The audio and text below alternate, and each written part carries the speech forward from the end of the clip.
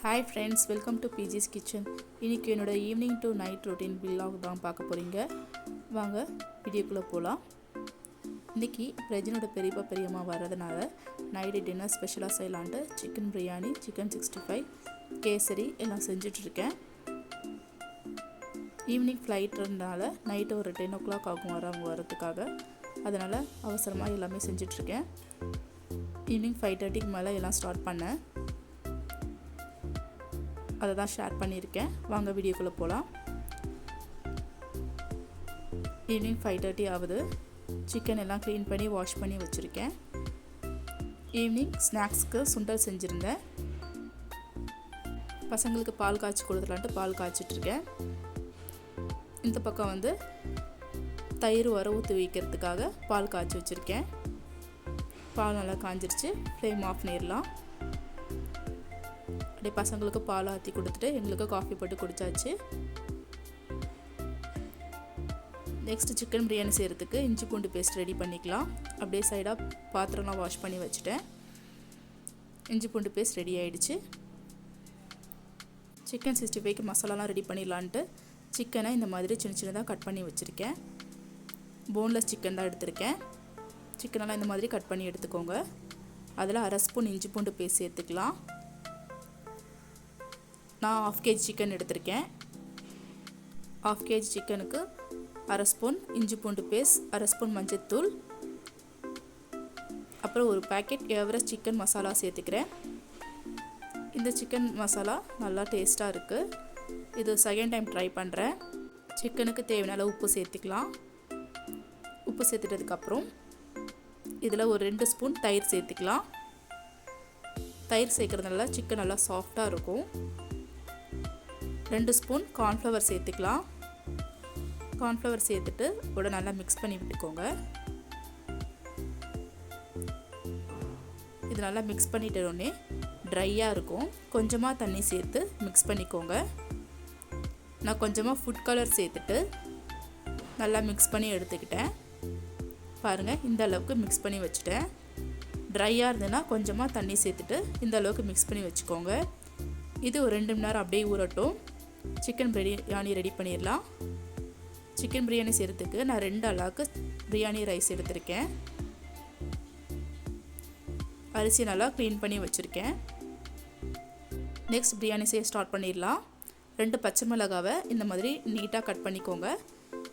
2 பெரிய வெங்காயத்தை கட் பண்ணி வச்சுருக்கேன். ஒரு கைப்பிடி புதினா கொத்தமல்லி எடுத்திருக்கேன். 5 மீடியம் சைஸ் தக்காளியை இந்த மாதிரி நீட்டாக கட் பண்ணி வச்சுருக்கேன்.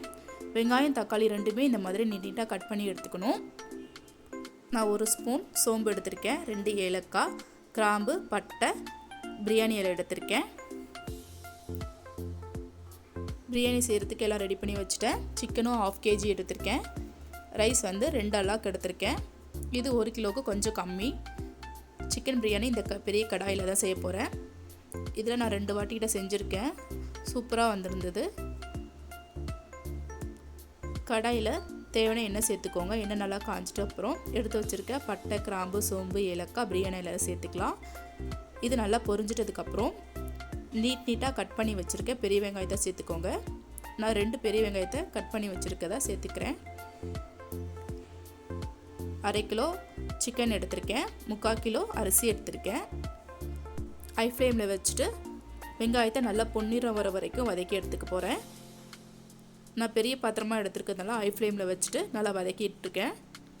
நீங்கள் சின்ன பாத்திரத்தில் செஞ்சிங்கன்னா மீடியம் ஃப்ளேமில் வச்சு வெங்காயத்தை நல்லா வதக்கிக்கோங்க. இந்த பாத்திரம் வந்து நல்லா கனமாக இருக்கும், சீக்கிரமாக அடிப்பிடிக்காது. இந்த அளவுக்கு வெங்காயத்தை நல்லா வதக்கி எடுத்துக்கணும். இந்த அளவுக்கு கலர் சேஞ்சர் ஆக வரைக்கும் வதக்கி எடுத்துட்டதுக்கப்புறம் 2 பச்சை மிளகாயும் சேர்த்துட்டு இதை ஒரு 2 நிமிஷம் வதக்கினா போதும். பச்சை மிளகாய் சேர்த்துட்டு 2 நிமிஷம் நான் வதக்கியாச்சு. நீட்டாக கட் பண்ணி வச்சுருக்க தக்காளியும் சேர்த்துக்கலாம். தக்காளி வந்து நான் 5 தக்காளி எடுத்திருக்கேன். தக்காளியை நல்லா குழையிற வரைக்கும் வதக்கி எடுத்துக்கலாம். தக்காளி சேர்த்துட்டதுக்கப்புறம் நான் கொஞ்சமாக உப்பு சேர்த்துக்கிறேன். தக்காளி சீக்கிரமாக வதங்கணுன்றதுக்காக உப்பு சேர்த்துட்டு இது நல்லா வதக்கிக்கலாம். நான் ஹை ஃப்ளேம்லேயே வச்சுட்டு வதக்குறேன். தக்காளி நல்லா குழையிற வரைக்கும் வதக்கிக்கலாம். ஹை ஃப்ளேமில் வச்சுருக்கிறதுனால நான் அப்பப்போ இந்த மாதிரி கிளறிக்கிட்டே இருக்கேன், அடி பிடிச்சிடக்கூடாதுன்றதுக்காக. இந்த மாதிரி நல்லா வதக்கி எடுத்துக்கணும். நல்லா வதங்கிருச்சு தக்காளி. நெக்ஸ்ட் எடுத்து வச்சுருக்க புதினா கொத்தமல்லியில் ஒரு கைப்பிடி சேர்த்துக்கிறேன். கொஞ்சமாக சேர்த்துட்டு இதை நல்லா வதக்கிக்கலாம். ஒரு 2 நிமிஷம் வதக்கினா போதும். மீதி இருக்க புதினா கொத்தமல்லி லாஸ்ட்டாக சேர்த்துக்கலாம்.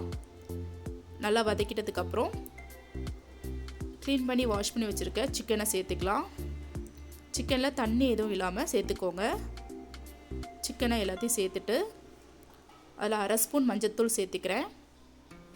தேவையான உப்பு சேர்த்துக்கலாம். கறிக்கு தேவையான உப்பு சேர்த்துக்கிட்டு மஞ்சள் தூள் உப்பு சேர்த்துட்டதுக்கப்புறம் இஞ்சி பூண்டு பேஸ்ட் 2.5 ஸ்பூன் சேர்த்துக்கிறேன்.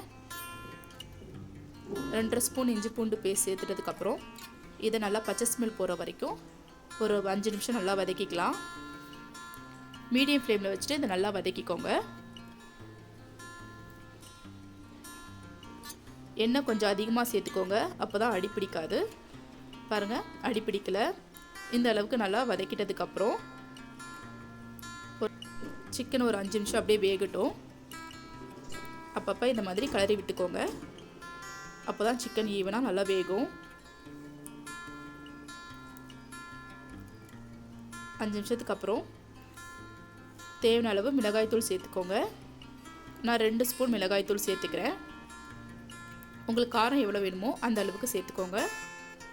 நான் காரம் கம்மியாக தான் சேர்த்துருக்கேன். 2 ஸ்பூன் மிளகாய்த்தூள் சேர்த்துட்டதுக்கப்புறம் இதை ஒரு நல்லா மிக்ஸ் பண்ணி விட்டுக்கலாம். நல்லா மிக்ஸ் பண்ணி விட்டதுக்கப்புறம் இதில் ஒரு 4 ஸ்பூன் தயிர் சேர்த்துக்கலாம். தயிர் சேர்த்துட்டு இதை ஒரு நல்லா மிக்ஸ் பண்ணி விட்டுக்கோங்க. தயிர் சேர்க்கறதுனால கொஞ்சம் புளிப்பு டேஸ்ட் வரும், அதுக்காக தான் தயிர் சேர்க்குறோம்.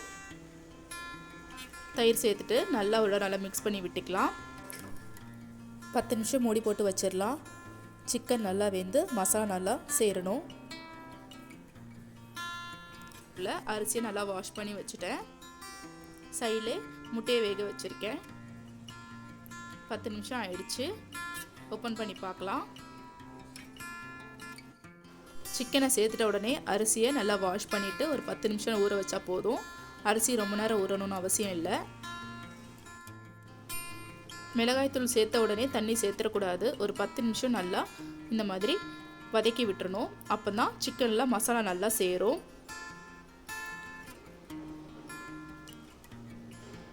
பாருங்கள், பார்த்தாலே உங்களுக்கு தெரியும் சிக்கனில் எப்படி மசாலா நல்லா சேர்ந்துருக்குன்னு. இப்போ இந்த ஸ்டேஜில் நம்ம தண்ணி சேர்த்துக்கலாம். 2 அலாக்கு அரிசி எடுத்திருந்தேன், அதுக்கு 3 சொம்பு தண்ணி சேர்த்துக்கலாம். இதுவே கரெக்டாக இருக்கும். 3 சொம்பு தண்ணி சேர்த்தாச்சு. தண்ணி சேர்த்துட்டதுக்கப்புறம் நல்லா மிக்ஸ் பண்ணி விட்டுக்கலாம். இதை அப்படியே ஹை ஃப்ளேமில் வச்சு நல்லா கொதிக்கட்டும். நல்லா கொதிச்சதுக்கப்புறம் அரிசியை சேர்த்துக்கலாம்.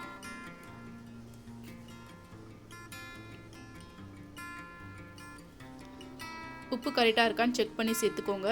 எனக்கு உப்பு கம்மியாக இருக்குது, அதனால் உப்பு சேர்த்துக்கிறேன். தண்ணி சேர்த்த உடனே உப்பு காரம் கரெக்டாக இருக்கான்னு செக் பண்ணி அப்போவே சேர்த்துக்கோங்க. உப்பு சேர்த்த உடனே நல்லா மிக்ஸ் பண்ணி விட்டுக்கிட்டேன். முட்டையை வெந்துருச்சு. ஃப்ளேம் ஆஃப் பண்ணிட்டேன். பாருங்கள், தண்ணி நல்லா இந்த அளவுக்கு கொதிக்கணும்.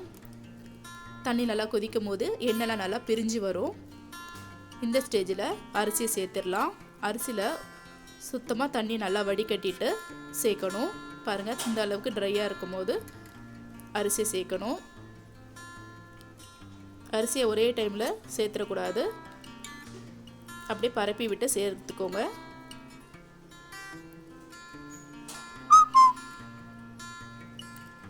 நான் அரிசியெல்லாம் பொறுமையாக சேர்த்துக்கிறேன். இந்த மாதிரி எல்லா பக்கமும் அரிசியை ஈவனாக ஸ்ப்ரெட் பண்ணி விட்டுக்கணும். எல்லாத்தையும் ஒரே சைடில் போடக்கூடாது. அரிசி சேர்த்துட்டதுக்கப்புறம் ஒரே ஒரு தடவை நல்லா மிக்ஸ் பண்ணி விட்டுக்கோங்க. அரிசியை சேர்த்த உடனே மிக்ஸ் பண்ணி விடலாம், அரிசி எதுவும் உடையாது. அரிசி வெந்துட்டதுக்கப்புறம் தான் ரொம்ப நேரம் மிக்ஸ் பண்ணக்கூடாது, அப்போ அரிசி உடஞ்சிரும். ஒரே தடவை இந்த மாதிரி மிக்ஸ் பண்ணி விட்டுக்கோங்க.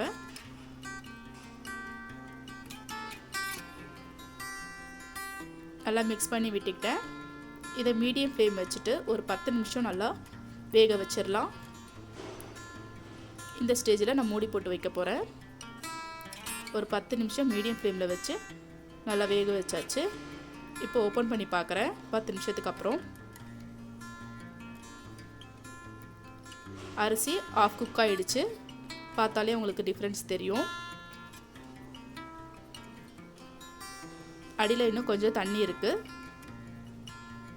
இது ஒரு 10 நிமிஷம் லோ ஃப்ளேமில் வச்சு வேக வச்சிடலாம். இதை லைட்டாக அப்படியே மிக்ஸ் பண்ணி விடுங்க.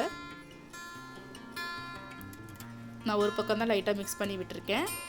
மிக்ஸ் பண்ணி விட்டதுக்கப்புறம் இது ஒரு 10 நிமிஷம் மூடி போட்டு வச்சிடலாம். அதுக்கு முன்னாடி கொஞ்சமாக நான் கலர் சேர்த்துக்கிறேன். இது ஆப்ஷனல் தான். ஃபுட் கலர் சேர்த்துட்டதுக்கப்புறம் மீதி இருக்க புதினா கொத்தமல்லியை சேர்த்துக்கலாம். புதினா கொத்தமல்லியை சேர்த்துட்டு இந்த மாதிரி நல்லா ஸ்ப்ரெட் பண்ணி விட்டுக்கோங்க. புதினா கொத்தமல்லி சேர்த்தாச்சு. இதை ஒரு 10 நிமிஷம் அப்படியே மூடி போட்டு வைக்க போகிறேன். லோ ஃப்ளேமில் ஒரு 10 நிமிஷம் வச்சுட்டு ஃப்ளேம் ஆஃப் பண்ணிடலாம். பாருங்கள், ஃபுட் கலர் சேர்த்துனா எவ்வளோ சூப்பராக இருக்குன்னு பார்க்குறதுக்கே. இதை மூடி போட்டு வச்சிடலாம் 10 நிமிஷம். லோ ஃப்ளேமில் வச்சு 10 நிமிஷம் மூடி போட்டு வச்சுருங்க. ரொம்ப நேரம் வைக்க வேணாம். 10 நிமிஷம் ஆகிடுச்சு. ஓப்பன் பண்ணி பார்க்கலாம். பாருங்கள், தண்ணிலாம் நல்லா ட்ரை ஆகிடுச்சு. ரைஸும் நல்லா குக் ஆகிடுச்சு. இப்போ இதை ஒரே இடம் நல்லா மிக்ஸ் பண்ணி விட்டுக்கலாம். லைட்டாக மிக்ஸ் பண்ணி விட்டுக்கோங்க. ஒரு இடம் மிக்ஸ் பண்ணி விட்டுட்டு இதை நெக்ஸ்ட் மூடி போட்டு வச்சிட போகிறேன். தம்மில் ஒரு 15 மினிட்ஸ் வச்சுருவேன். நம்ம சாப்பிடும் போது எடுத்தால் போதும். தண்ணி நல்லா ட்ரை ஆகிடுச்சான்னு செக் பண்ணிவிட்டு மூடி போட்டு வச்சுருங்க. இதில் நெக்ஸ்ட் வெயிட் வச்சிடலாம். நெக்ஸ்ட் தட்டு மேலே வெயிட் வச்சிடலாம். இது ஒரு 15 மினிட்ஸ் அப்படியே தம்மில் இருக்கட்டும். நான் இஞ்சி தட்டுற கல்ல வெயிட் வைக்க போகிறேன்.